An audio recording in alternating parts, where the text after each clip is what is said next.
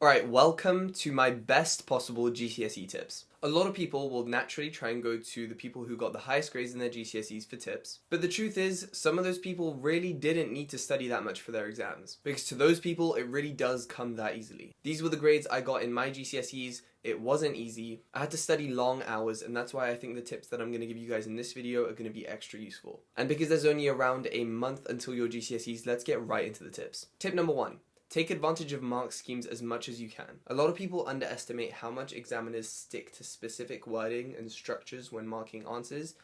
The thing is, exam mark schemes are like cheat codes. They show you exactly what the examiners want to see. If you make it a habit to look at mark schemes every time you do a past paper, you're going to recognize patterns. And once you understand how examiners think, answering questions the way they want you to becomes second nature. Put mark schemes that have repetitive key points on a flashcard or a cheat sheet of notes, whatever works for you, and start using them in your answers. Please, please, please try and avoid waffly answers, because a lot of time you're going to end up saying something that doesn't make sense at all, or is just wrong, and the examiner's going to be forced to take down a mark or two, even though everything else you said in the answer to the question was correct. Alright, tip number 2, use YouTube. So many people have been saying in the comments of my previous videos that they can't start solving practice problems because they don't feel like they understand the content well enough. Whether that's because they weren't listening in class, or if their teachers actually weren't explaining the concepts properly to them. Either way, it doesn't matter at this point, because you need to find a way to learn the content as soon as possible so that you can get to doing practice questions,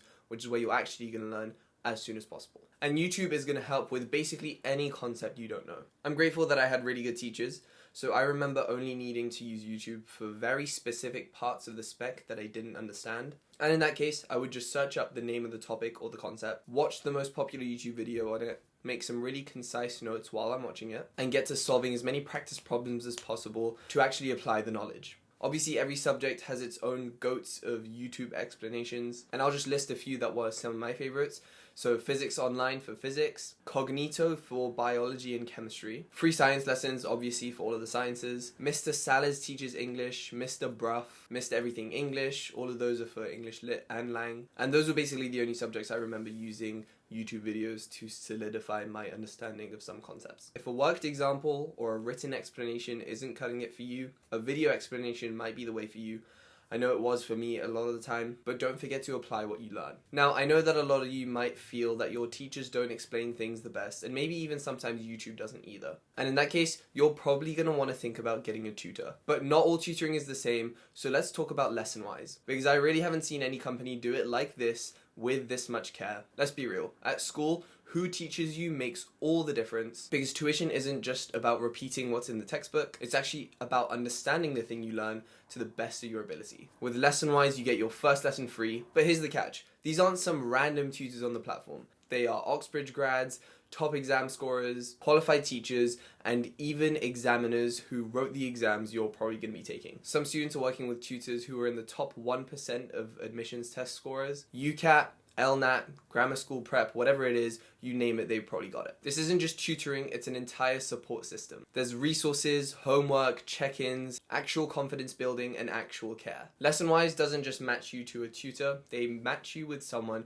who can change the way you or your child learns. And what shocked me the most is that they actually ring you to check that everything's okay. And for SEN or homeschooled students, this might be exactly what you've been looking for. They have tutors who specialize in autism, ADHD, and anxiety. They know how to build confidence, not just teach the content. Plus, if private tutoring prices are too much, they also do group sessions. It's £12 an hour and you're still learning from all the teachers who know the syllabus inside out. It's basically like having a tutor, but for a fraction of the price. Honestly, this whole platform is how tutoring should be. Seriously, if you're looking for support, this is where to start. Click the link in the description or the pinned comment to register your interest. It literally takes 30 seconds and someone from Lesson-Wise will hook you up with a free session.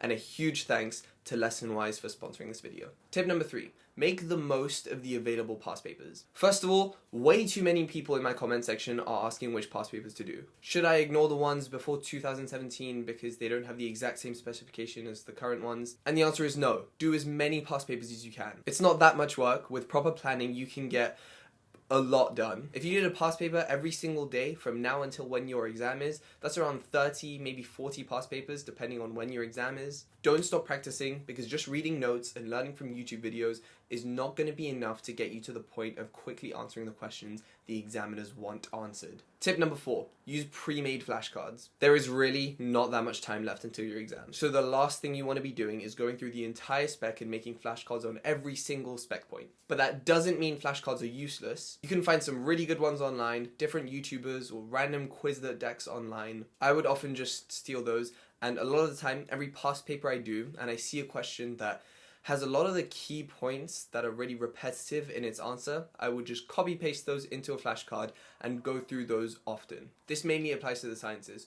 Just do them on your way to school, right before you sleep, whenever works for you, just do them consistently. Tip number 5, make a cheat sheet of only the notes that you don't know. When time was really short, my go-to content cramming technique was to only go over the things I really didn't know and just put those in a single document that I can just quickly look at right before the exam. One of the best pieces of advice I can give you right now is to not waste time making notes on things you already know. My geography teacher told me this in like year 10 and it really stuck with me till now. And he said that studying isn't meant to be easy. It's meant to be a consistently difficult process, because if you're actually studying and actually learning things, it's going to be a struggle because your brain is actually making an effort to learn the content. That's the best metric of knowing whether the studying you're doing is effective or not. Focus on the things you don't know, make a cheat sheet out of them, and carry that philosophy through the rest of your studying. Just make sure it's difficult. Tip number 6, rotate around the subjects that you study to refresh your brain. If you're taking tip number 5 seriously, you're going to realize that studying is hard, and it's way more draining than you may have actually thought. So you're going to want to rotate around the subjects that you're studying just to keep yourself sane. This was one of the main ways I could study for longer hours and increase my efficiency. It's very simple to implement. As soon as you get really bored of a particular subject or topic, just sit down and grind as much as possible on another one. Our brains like novelty, so you're going to want to switch it up so you can study more productively in the little time you have. Tip number 7. Tick off the spec or the spec points that you get done as you go through them. Just download the specification from your exam board, print it off, tick off every single point that you know thoroughly, and they could ask you a question on it and you would know the answer to any question they could possibly ask. This is especially useful for the science subjects because the content in there can become quite a lot and very specific. It's also really good for motivation because you actually get to see how much content you know and you can physically see your progress. And on top of that, it's going to help you focus on studying only the content that you don't know so that you don't waste your time studying the things that you already understand really well, which we already went over, is a complete waste of time, especially at this point, so close to your exams. The one thing I'd say though is to make sure you're actually testing yourself on these points. Don't just tick them off because you think you know them. Do a couple practice questions on that topic first, and if you get them right, then you can tick them off. This is by far the best way to organize your revision as much as possible in the next month before your exams. Tip number 8. Work on your timings, especially with the humanities. Things like history, English, geography. One of the biggest mistakes anyone can make, no matter how prepared you are, is spending too long on a specific question in the exam and forgetting to see the rest of the questions in the paper that you maybe could have really easily done. You need to be strict with yourself with time management, and the only way to do that is to practice it through past papers. Set a timer, sit down, and do the past paper like it's the real thing. No food, no music, no YouTube video playing in the background. For essay-based subjects, time how much you're going to give yourself for each specific question, and if you overrun, just forget about it and move on to the next question. This is how you train yourself to write concisely and efficiently. Same thing goes for sciences and maths, maybe even more so, because in maths particularly, a lot of people are going to have different strengths in different topics. So one topic that you might find really easy might come at the end of the paper, so just be aware of that. Exams are basically just as much about time management as they are about the knowledge that you have, so don't skip this step. Tip number 9, be smart with the limited time you have left and only focus on the topics that come up most frequently in past papers. If a certain type of question really does come up every single year, make sure you know that type of question and how to answer it like the back of your hand. For example, in sciences, maybe in chemistry particularly, there's always going to be a question on practicals in exothermic and endothermic reactions and the differences between them. So if you're running low on time, focus on the topics that have the highest chance of coming up. That way, even if you don't manage to cover every single thing on the spec, you've covered the larger majority of the things that are going to carry the most marks in the exam. But obviously try and go through everything by the end of the time. You still have a lot of time left, and don't let anyone tell you that it's too late to study properly, because you can definitely go through every spec point, even with just a month. And finally, tip number 10, find an environment that you don't get distracted in. I used to think studying at home for me was way easier until I got to uni. A lot of people think, and me myself included, think that they can study anywhere. I used to think studying at home was fine for me because I enjoyed it, but I realized I was way more focused when I went out to the library or a quiet space at uni, because your environment should make it easier to focus. When you're surrounded by a bunch of people who are studying really hard, you're going to be more inclined to study and not scroll on your phone. If you can't focus in silence, go to a coffee shop or somewhere with background noise.